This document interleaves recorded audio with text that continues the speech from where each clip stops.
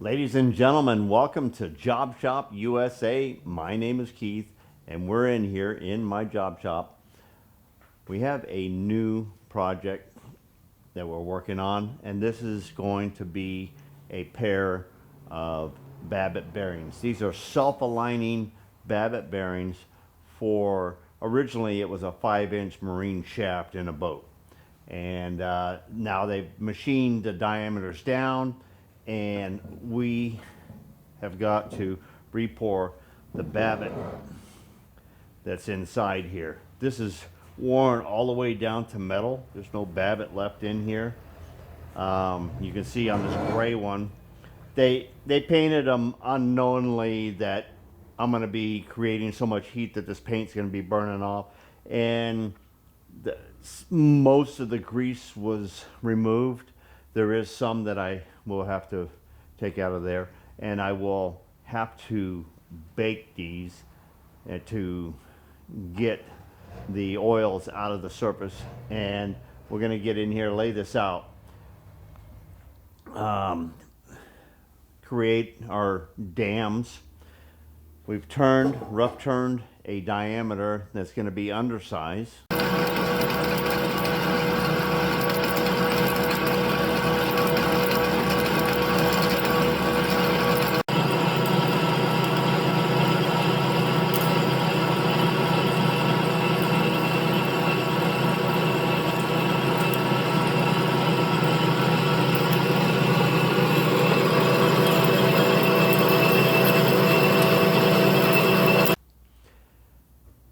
And we're going to be pouring individual halves. We're going to put them together. We're going to put them in the closing lathe, and we're going to line bore them. In the recent week here, I've been really extremely busy. A lot of work.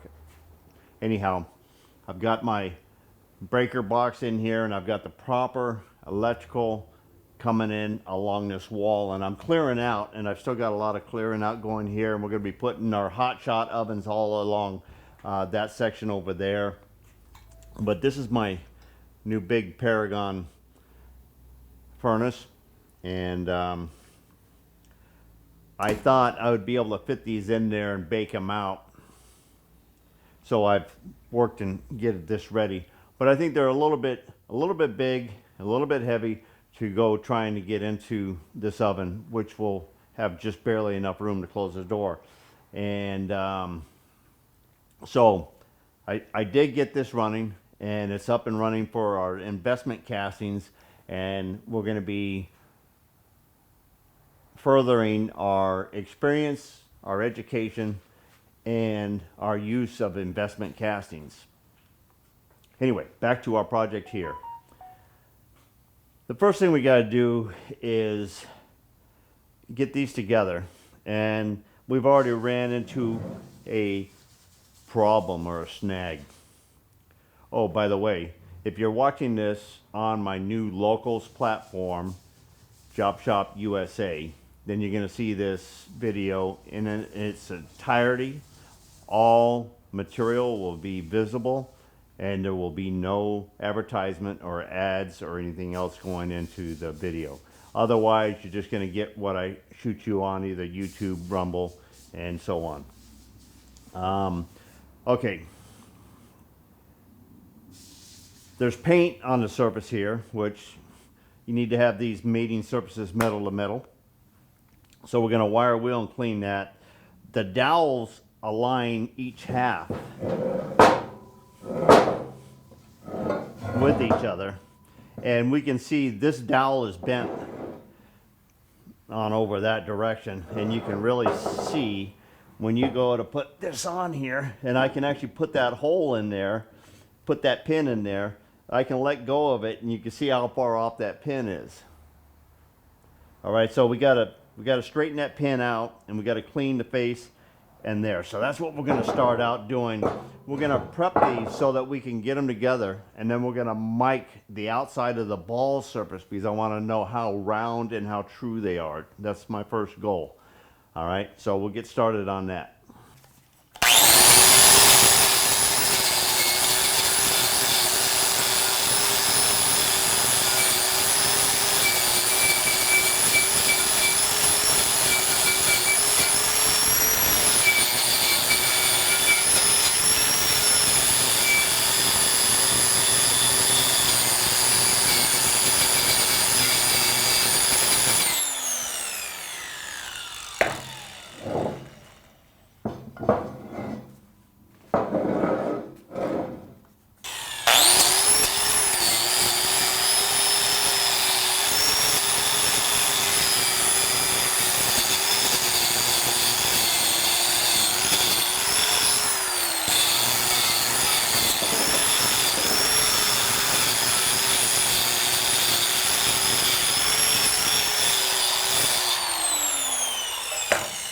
We wire wheeled our surfaces and around our pins.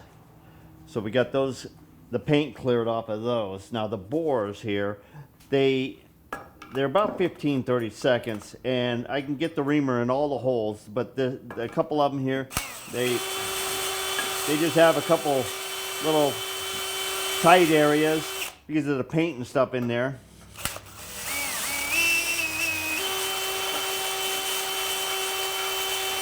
And that's what I'm doing. I'm just making sure that I got the paint off the side.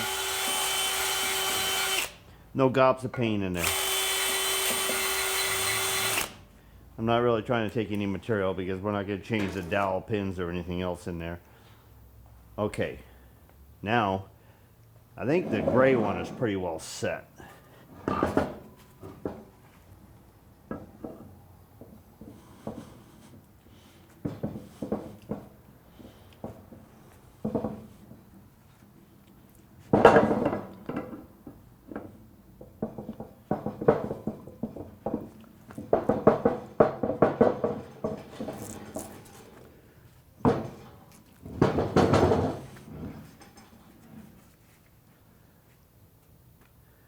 It's a little teat, but we're going to squeeze that. I'm going to look at it. This pin right here might have a little bend. We're going to look at those pins a little closer. This one here definitely is off. So we're going to get the torch and we're going to heat this up. We're going to assemble this on here and we're going to let it come down naturally. We're not going to try to put something on here because we don't want to deform that at all. So we're going to try the heat trick here first. All right, we picked up our square here so that we can actually see. They're both bent out, and the same thing on the gray one here too, because we got it to slip together, but we had an opening on the far side, so we knew that it was holding it out, and we can actually see it bent. So I have a pretty good quality crescent wrench here that actually will hang on to itself.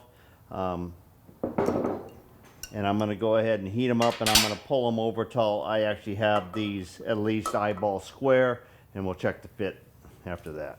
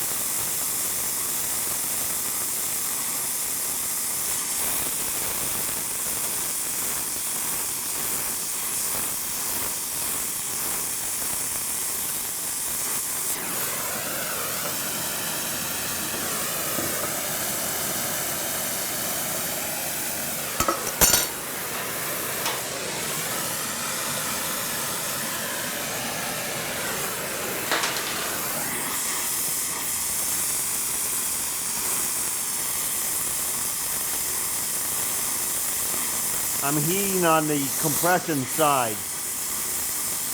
Gonna be less distortion from that.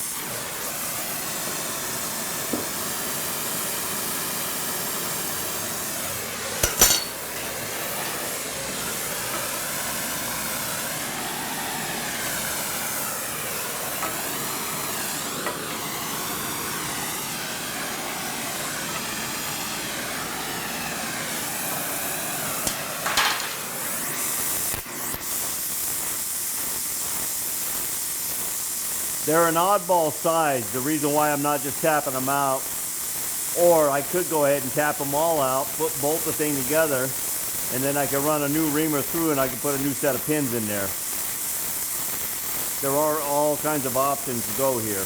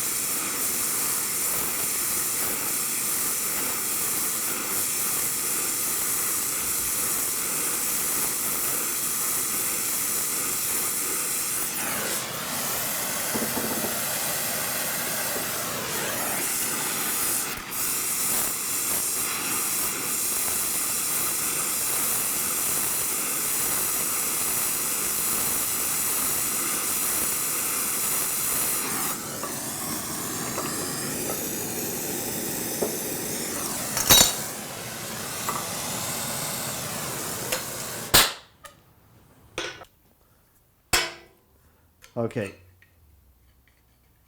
We wanted to know what diameter that ball was so we could go get a micrometer. 9, a little over 9.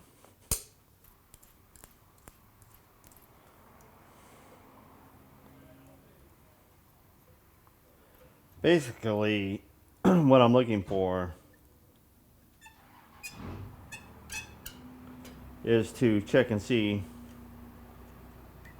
if this is round or if it's wider closer to the split line than it is straight in line right here. That will tell us how much shim this was or had in it, if it had any, or if we need to put it in there to make it round. Okay, so I'm running about 9 inches, 70 thousandths that way, and then let's just go as close as we can to the split line of the ball, which would be we could do up above and below right here and average it out. That looks like $9.95.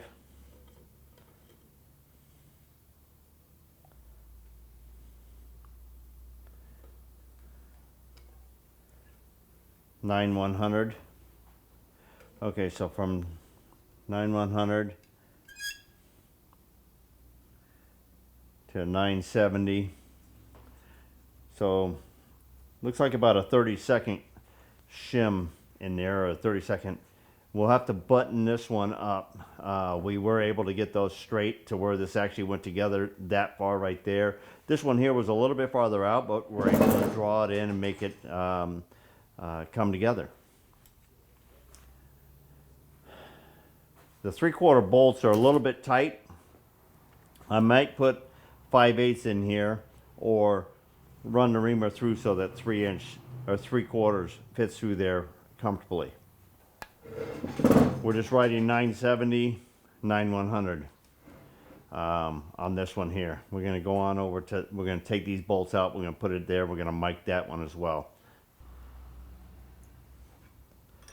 Alright, we're just pulling off these fittings from our grease ports here. We'll be putting little plugs in there,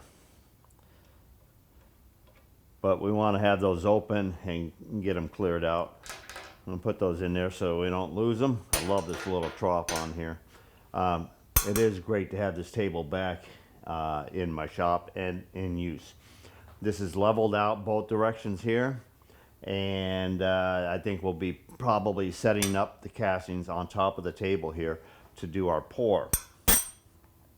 We got our mandrel, 6-inch scale. We know that the other diameters, we're going to have to turn plasma cut some rings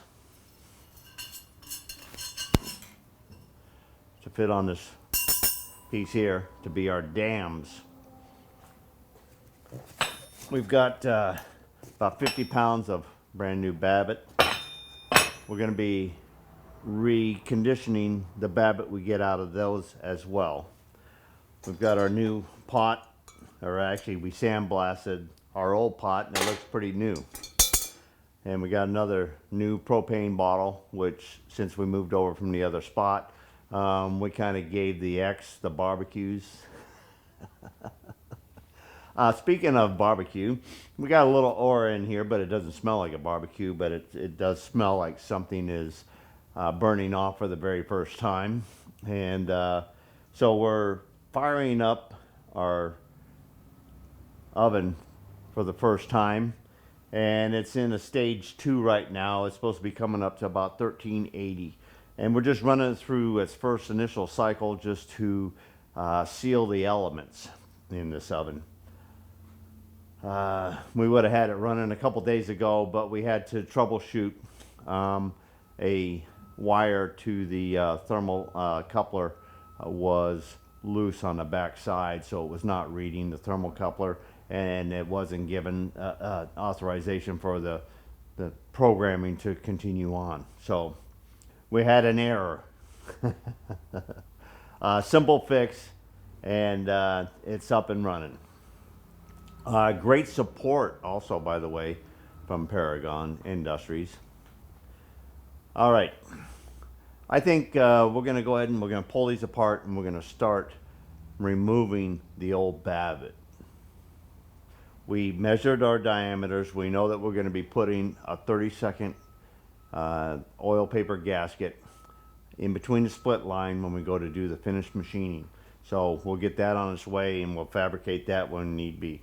We're happy with our dowel pins. We can put both halves all the way together, and we have a comfortable set of fasteners now to where we can tighten them down and set them up in the lathe. We're gonna go in, and we have our cradles that we made for the bed of our lathe, and we're gonna make sure those cradles fit this neck area right here. If they don't, we're gonna have to fabricate or modify those cradles so that they will cover this diameter. And we need 2 of them set up so that we can line bore these in the lathe. All right, we got our cast iron crucible underneath here, or pot, and a steel plate here, a couple box tubes, a couple strong backs here. We've got this thing supported, slight bit of an angle. It's very, very secure. And I'm going to melt this side out into the pot. We'll flip it over and we'll melt the other side. The center one's there. We'll just have to work that as that midsection as the whole thing into the pot. All right, here we go.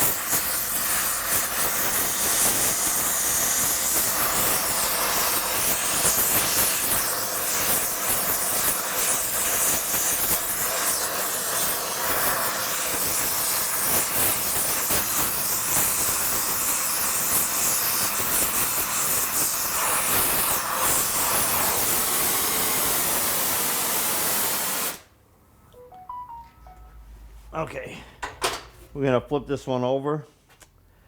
We wanted to really work on getting those pockets because that's what chamber that holds the babbit in. That's what holds the babbit pieces in there to help secure it. And by melting them out as much as I did, we can get a pick and we can get those loose and pull those pieces out of there. And then we're gonna be blasting that to prep it for the grip that the babbit needs. for the new pour.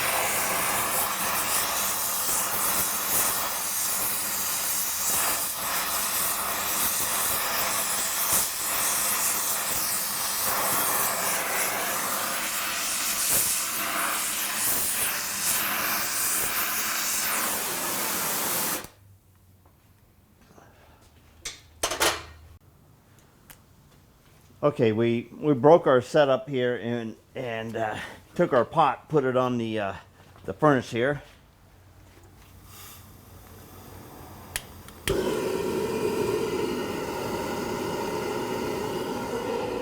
Because we're getting a pretty good quantity here, and we want to clean it in smaller amounts. So we did the 2 top halves. We're gonna go ahead and clean this babbit, and we'll pour it into our cupcake molds, which are a very convenient size to drop in or remelt. We're just a couple steps away from actually pouring babbit into our new or our cleaned up old shells, which will make new bearings. We took our inner tube and bored 4 rings. We put an angle on each one of these so that they would come in close to this angle right here. And these are square. And our mean radius that's in the inside of each one of these is 6 inches. A combination of how we put this in here with some asbestos simulated wrap and stuffing fiberglass insulation down into here, smoking the mandrel, bore, or tube, we will be able to pour these bearings. Now I wanted to go ahead and actually show you, now that we got these blasted and cleaned up.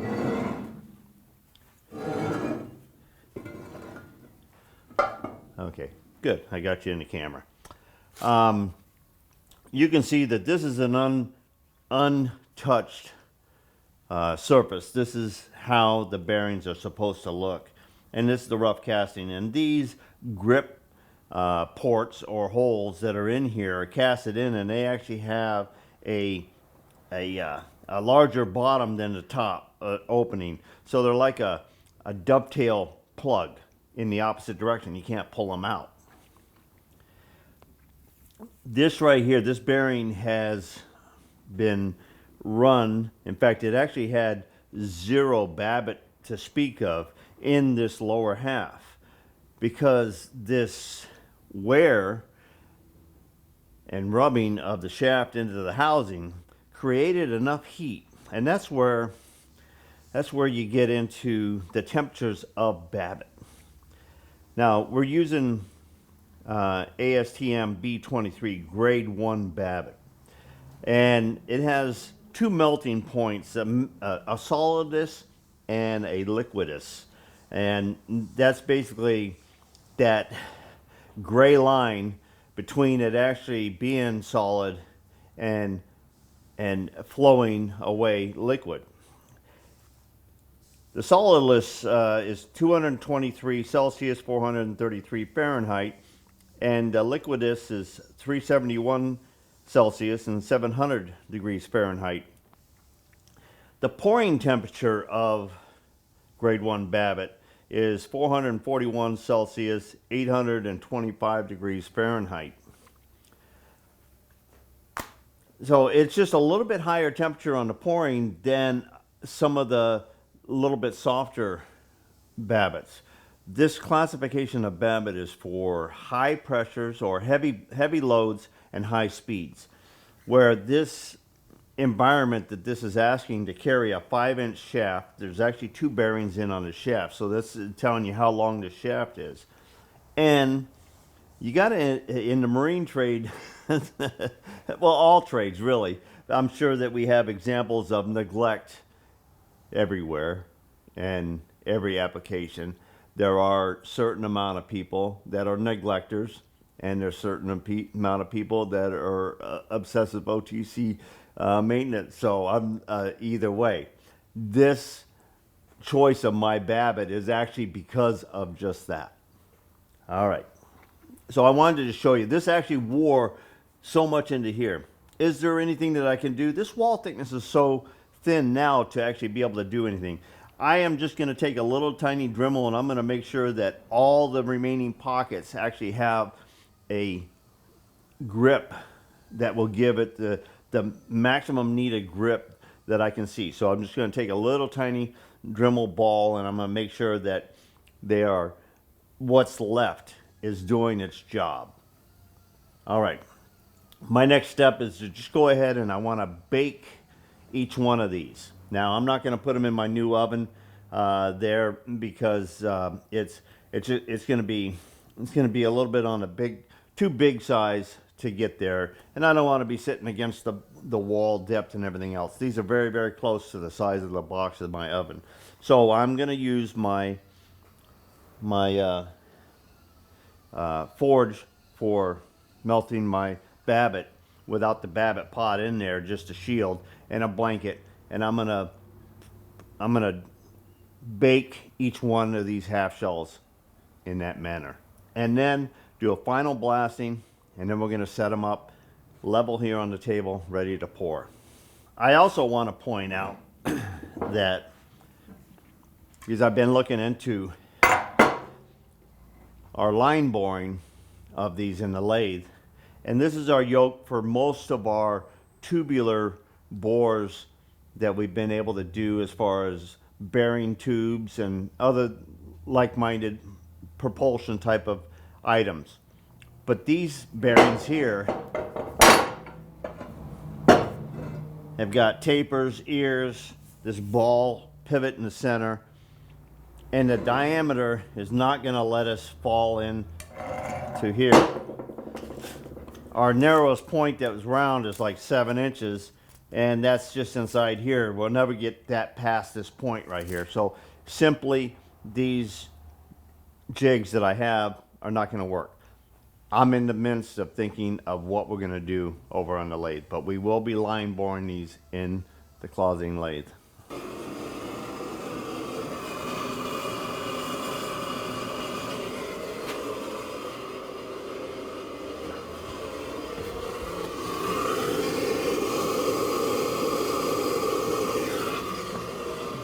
About 500 on the outside and about 600 degrees Fahrenheit on the inside.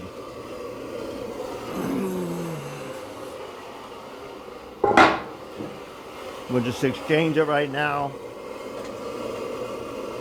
with our next one.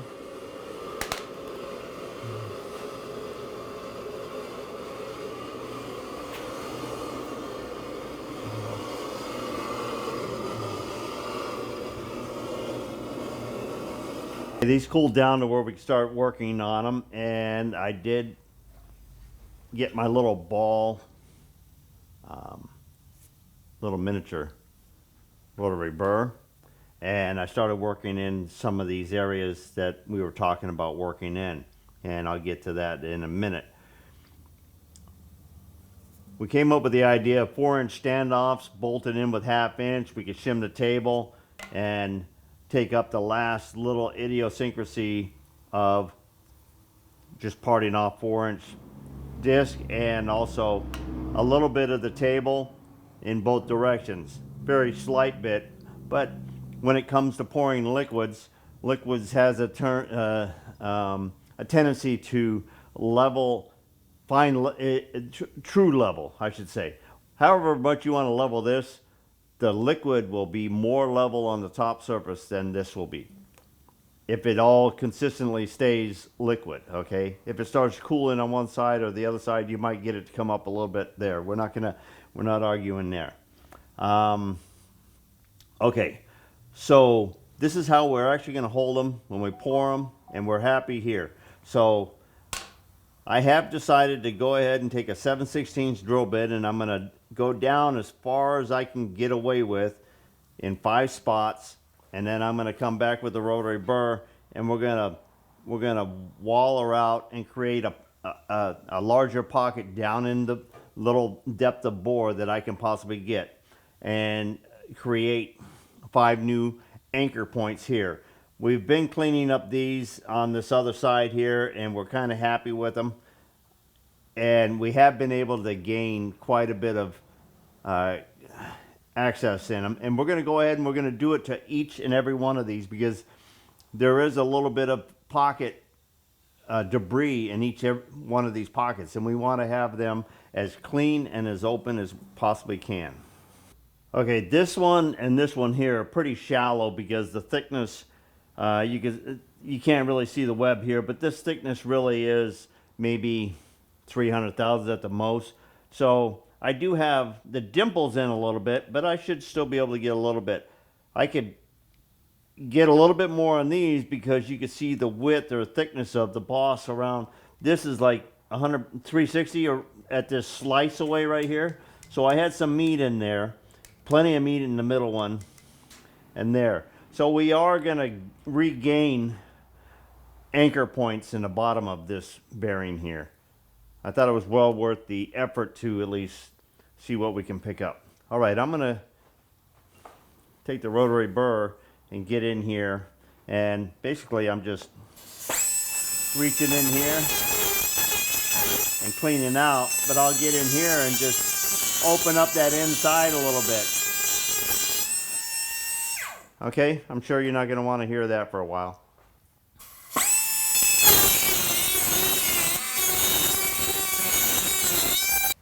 After I came up with the standoffs to hold these things level on the table, I really started taking some close looks at measurements, and now I'm doing practice runs. Of course, the oven's not on, but this is how I'd be approaching it. So we'd be opening up the oven, And you can see that I actually have two of my big parallels down in here. They stay put, and they give me a surface that I can slide in and out, so I'm not worried about my brickwork right now.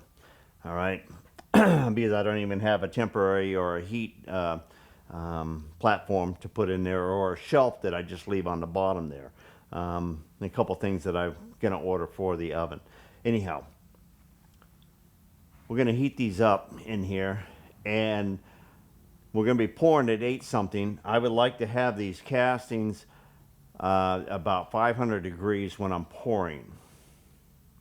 So I'm going to probably set my oven for a temperature higher than the 500 so that I can pull this out, set it on the table,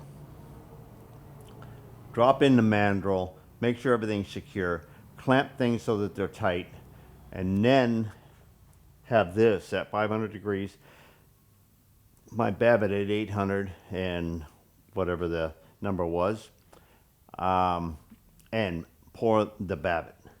All right, so I'll be grabbing this from here, sliding it out, setting it on the table, closing the oven, finish setting this up, putting the shims in, dropping the mandrel, which will already be smoked and already have the asbestos rings on the collars so that they clamp off and seal off tight. Okay, when everything is sitting in here square and in line, when everything is in here sitting in straight line, this can slip on here, and when I lift this out and then I go to put this down, the rings aren't really in location. This is going to be pretty hot, so I want this sound. This is going to be smoked, so I don't want to be rubbing the smoke off the critical areas towards the end and everything else. So I think I'm going to drill and tap for 2 set screw holes in these rings so that I can preset this ring to come in and lock in there. Because we also going to have a ring of this asbestos material right here around in between this outer surface and this ring right here.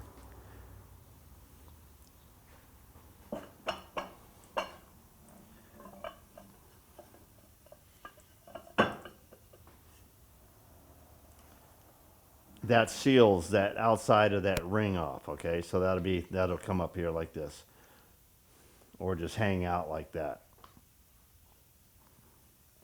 And then we got to clamp it this way on both sides, and that'll hold it in secure and in center line.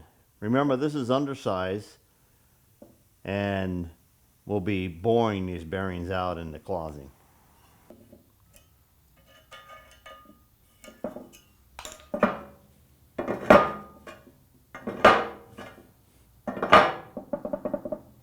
That's rocking because I don't have my shims underneath it. All right, I like that.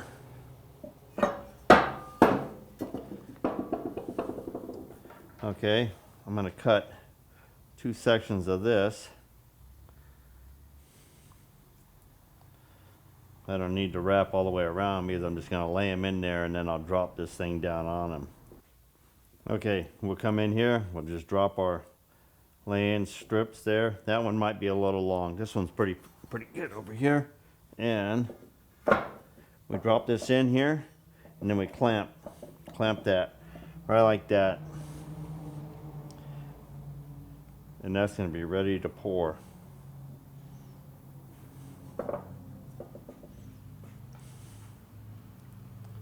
I like that. Okay, how are we going to clamp this? Because we don't want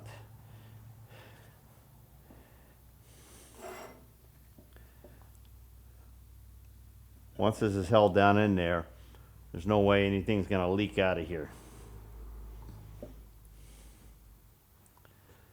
It's pretty simple pour, really.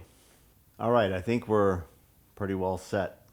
I found 2 clamps that will allow me to reach on this little lip down here inside the pipe on both sides and hold this in here very secure. We'll wipe this down with acetone, clean it with all oil, and then we're going to smoke this with the torch to create the release properties so that the babbit will not stick to the mandrel. These will be just on standby. We're going to put this back in the sandblaster, and we're going to clean blast this again, plus all the Dremel areas that I was able to clean out in this little holes here, all the new holes that we have in here. Prep this, blow it off nice and clean, and then we're going to program our oven for 800 degrees.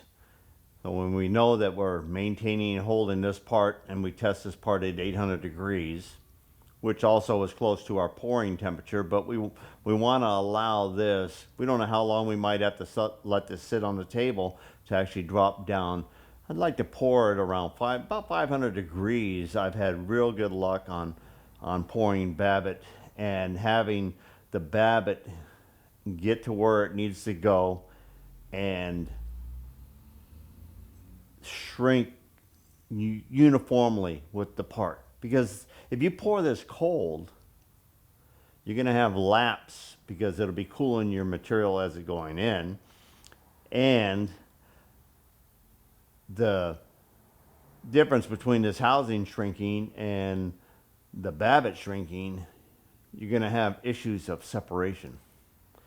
And those are the things you want to overcome when you're pouring a babbit bearing. And you want to have the shell adhere to the housing. That's number one.